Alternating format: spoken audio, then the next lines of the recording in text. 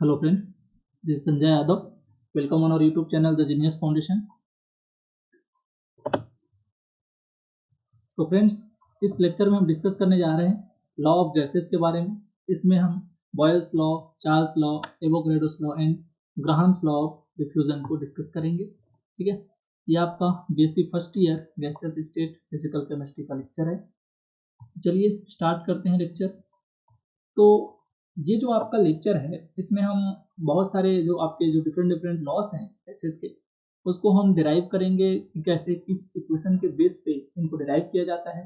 ठीक है, तो वहाँ पर आपको डेरिवेशन समझने के लिए आपको काइनेटिक गैस इक्वेशन को समझना पड़ेगा, और इस काइनेटिक गैस इक्वेशन से हम एक ऐसा इक्वेशन डिराइव करेंगे जो आपका केल्विन टेम्परेचर इंक्लूड करता हो उस काइनेटिक गैस इक्वेशन में। फिर वहाँ से हम जो हैं डिफरेंट लॉस के लिए डेरिवेशन हम देखेंगे और उन लॉस के मतलब क्या होता है उनको भी हम समझने की कोशिश करेंगे।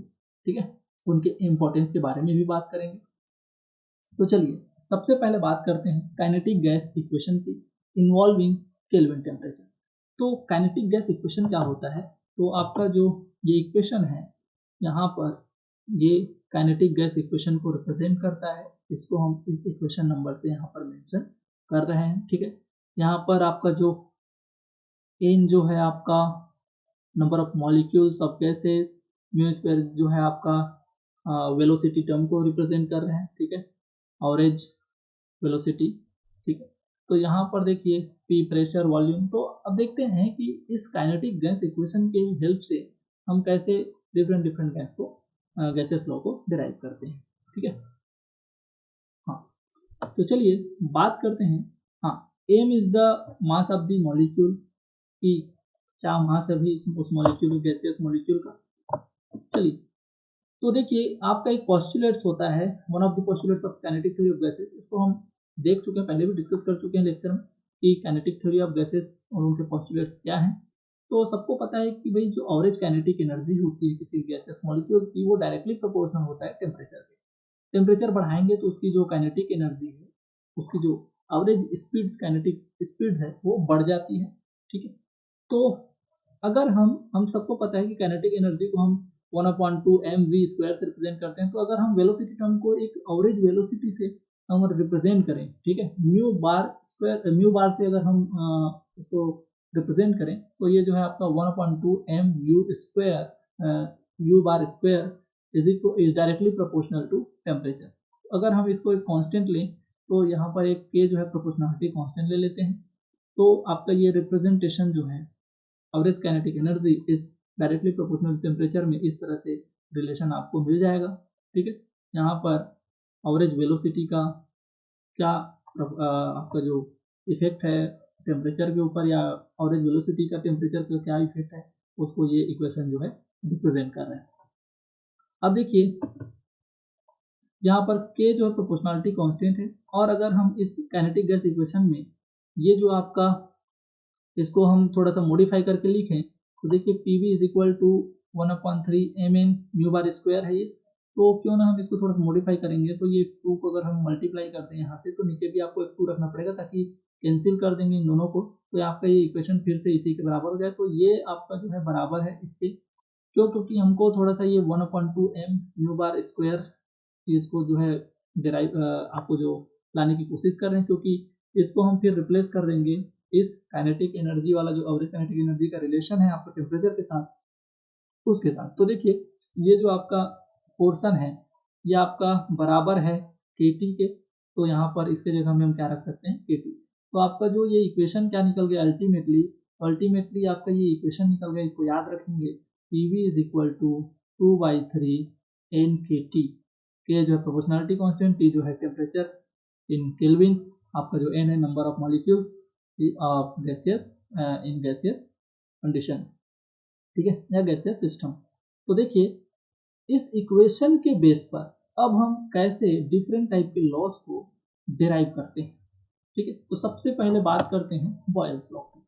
तो बॉयल्स लॉ में आपका जो है बॉयल्स लॉ, चार्ल्स लॉ, इसमें आपको ध्यान क्या देना है कि कौन से लॉ में कौन से पैरामीटर्स को कांस्टेंट रखा जाता है, तो इनके बीच वेरिएशन देखा जाता है। तो इसमें जो है आपका बॉयल्स लॉ में कंडीशन जो होती है उसमें टेम्परेचर कांस्टेंट होती है और आपका mass of gas should be remain constant, that is number of molecules n should be unchange. Na का मतलब ये है टेम्परेचर कांस्टेंट हो गया, n कांस्टेंट हो गया, तो बताओ भाई Pv इज इक्वल टू क्या था, 2/3 n kT। तो ये टेम्परेचर को भी कांस्टेंट बोल दिए, n को भी कांस्टेंट बोल दिए, के तो पहले से ही प्रोपोर्शनलिटी कांस्टेंट है, तो सीधी सी बात है भाई कि Pv इज इक्वल टू क्या हो जाएगा आपका constant, Pv is equal to constant. Clear है।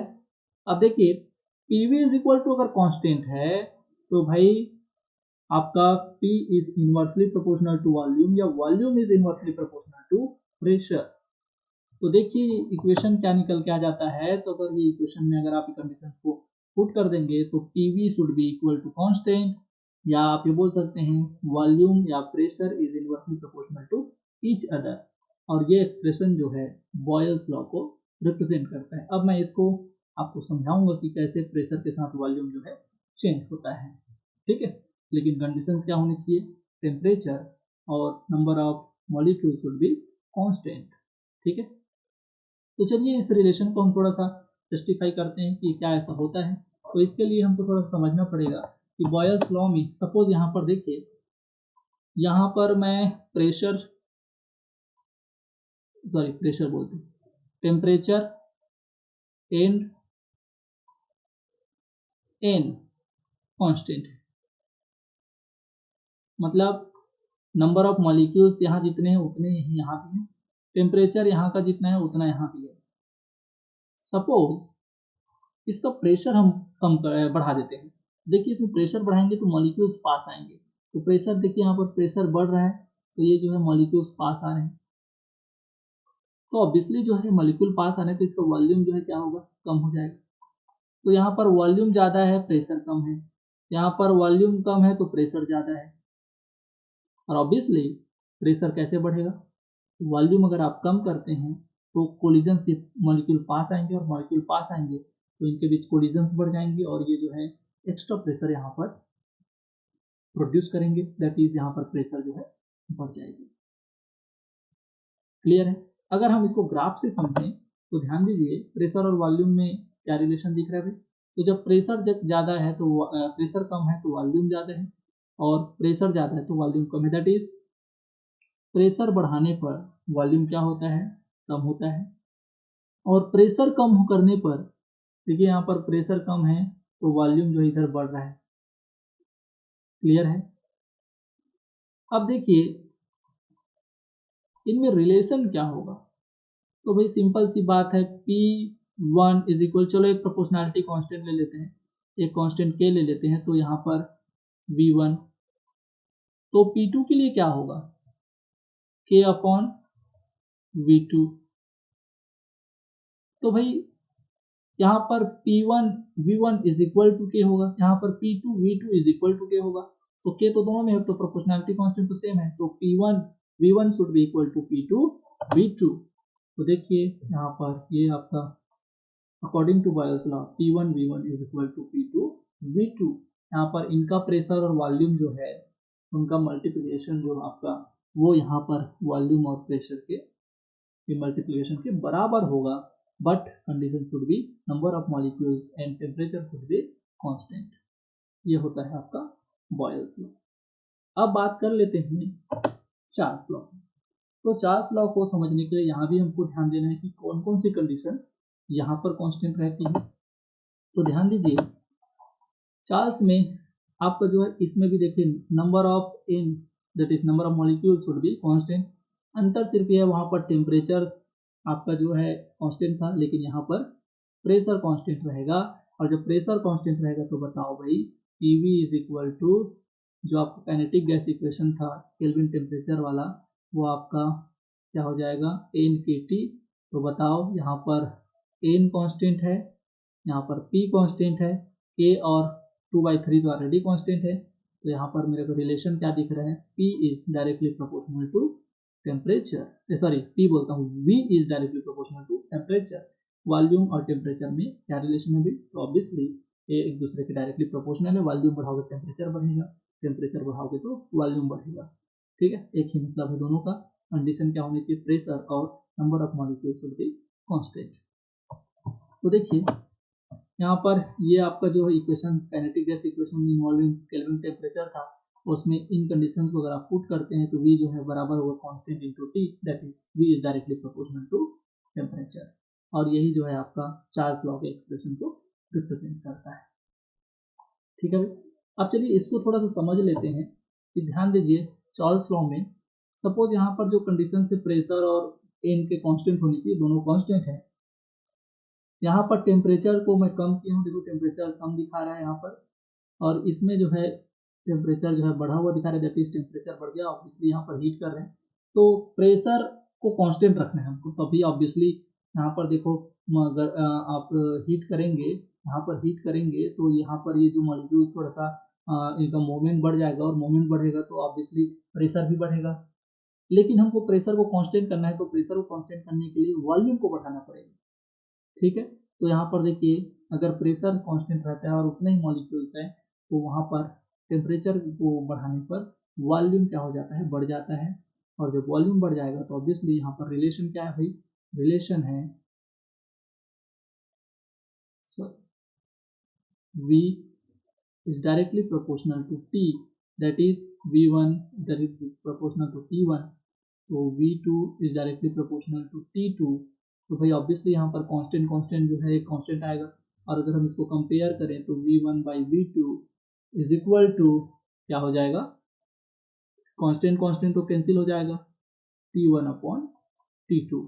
और देखिए अगर मैं इसको T1 को V1 के साथ 1 वाले टर्म को साथ लाना चाहता हूँ, तो V1 upon T1 is equal to क्या हो जाएगा, V2 अपॉन T2, और इसको क्रॉस मल्टीप्लाई कर देंगे और तो V1 T2 is equal to V2 T1। तो ये आपका एक्सप्रेशन चार्ल्स लॉ के अकॉर्डिंग ऑब्जर्व होती है। अब बात करते हैं फ्रेंड्स एवोगैड्रोस लॉ की। तो एवोगैड्रोस लॉ क्या बोलता है, तो एवोगैड्रोस लॉ में यहाँ पर हम number of moles, number of molecules की बात करते हैं। हम यहाँ पर ये देख लेते हैं कि डिफरेंट डिफरेंट जब कंडीशंस हैं, हम प्रेशर को कांस्टेंट कर लिए, टेम्परेचर को कांस्टेंट कर लिए, एन को कांस्टेंट कर लिए। अब ये देखते हैं प्रेशर और टेम्परेचर से सबको कांस्टेंट करके नंबर ऑफ मॉलिक्यूल्स में क्या चेंजेस आते हैं, इनको देख लेते हैं। तो देखिए आपका जो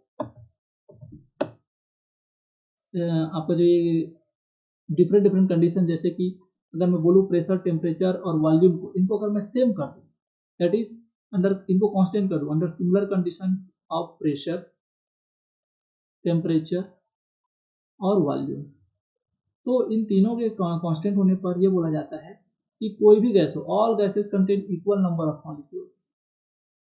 अगर हम बात करें अगर कोई टू गैसेस की, तो पहले के लिए हम वन टर्म ले लेते हैं और दूसरे के लिए टू टर्म ले लेते हैं। ठीक है, तो ये तो आपका काइनेटिक गैस इक्वेशन है। अब बताओ अगर मैं हमको कंपेयर करते हैं, तो सपोज मान लो यहाँ पर हम क्या बोल रहे हैं, सिमिलर कंडीशन, प्रेशर सेम होना चाहिए, तो भाई P1 और P2 सेम होना चाहिए, वॉल्यूम सेम होना चाहिए बोल रहे हैं, मतलब V1 और V2 सेम होना चाहिए, आपका टेम्परेचर भी सेम होना चाहिए बोल रहे हैं, तो T1 और T2 सेम होना चाहिए। तो इन सभी कंडीशन को सेम करके अगर कंपेयर करें कि भाई नंबर ऑफ मॉलिक्यूल्स N1 और N2 में क्या रिलेशन है, तो ध्यान दीजिए T1 और P2 और T1 और T2 को अगर हम कांस्टेंट कर देते हैं, बराबर कर देते हैं, तो यहाँ पर T1 से T2 बराबर है तो कैंसिल।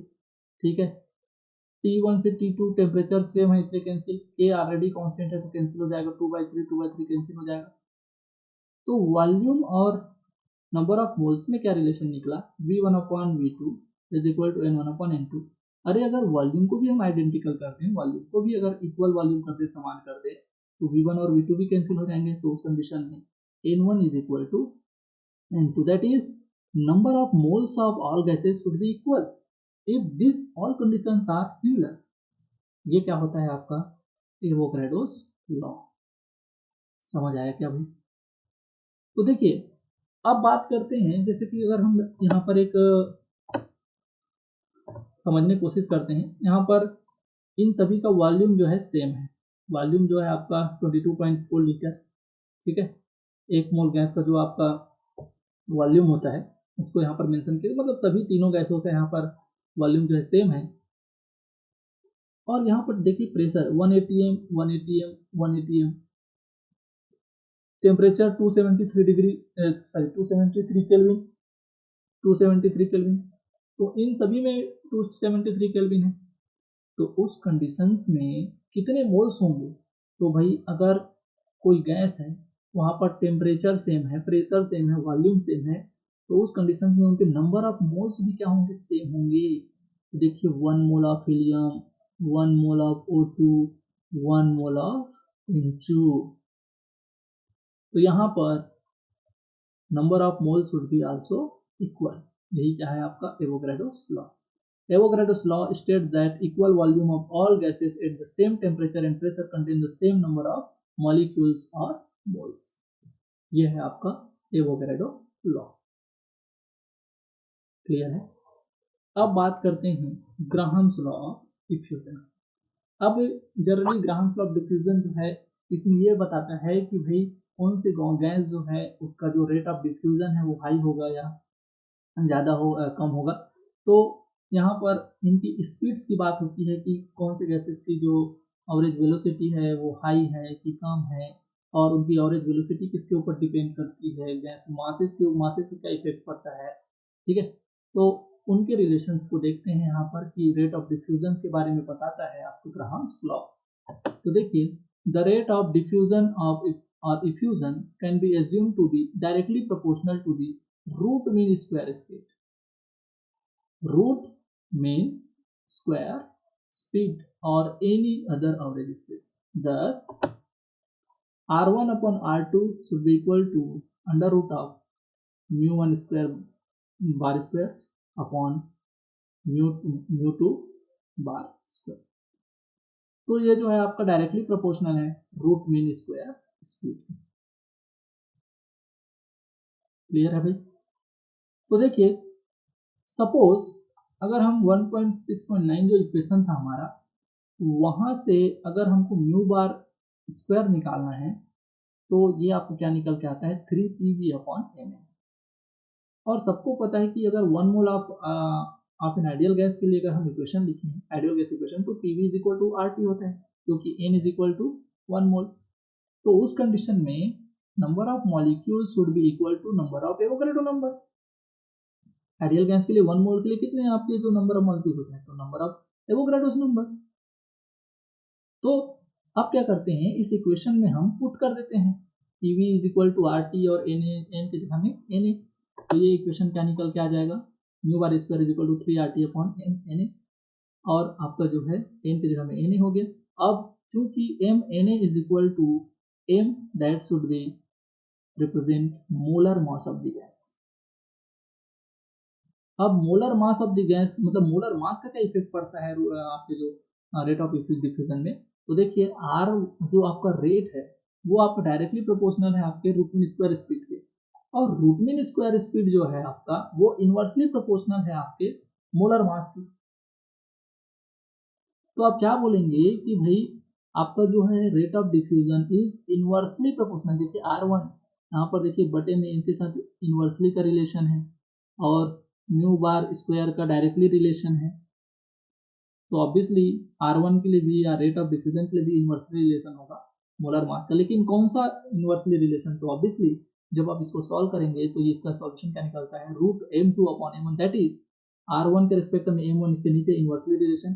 तो आप क्या बोलेंगे कि द रेट ऑफ डिफ्यूजन और effusion of any gases is inversely proportional to the root of the molar mass of the gases. Clear है? और ये जो है आपका ग्राहम्स लॉ ऑफ डिफ्यूजन को एक्सप्रेशन को रिप्रेजेंट करता है। तो फ्रेंड्स ये बात हुई आपकी डिफरेंट लॉस ऑफ गैसेस की। ठीक है, बहुत इंपॉर्टेंट है ये। इन्हीं एक्सपेरिमेंटल जो आपके लॉस थे, इन्हीं के लिए आपका जो है फिर थ्योरेटिकल मॉडल देने के लिए आपका जो है एक काइनेटिक थ्योरी ऑफ गैसेस को डिराइव किया गया, जो कि आपका एक थ्योरेटिकल मॉडल के फॉर्म में रिप्रेजेंट करता है डिफरेंट आपके लॉस को। और जनरली ये सभी जो लॉस हैं वो आइडियल्स गैस जो है फॉलो करते हैं। ठीक है, कुछ ये इन लॉस के बेस में जो आपके काइनेटिक थ्योरी ऑफ गैसेस दिए गए हैं उनके कुछ पॉस्टुलेट जो हैं वो रियल गैसेस जो है फॉलो नहीं करती। तो ये थे इन गैसेस लॉ के importance. So friends, I hope कि आपको वीडियो पसंद आया होगा। वीडियो को लाइक कीजिए, ज़्यादा से ज़्यादा शेयर कीजिए। चैनल को अभी तक सब्सक्राइब नहीं किया तो जल्दी से चैनल को सब्सक्राइब कर लीजिए। Thanks for watching.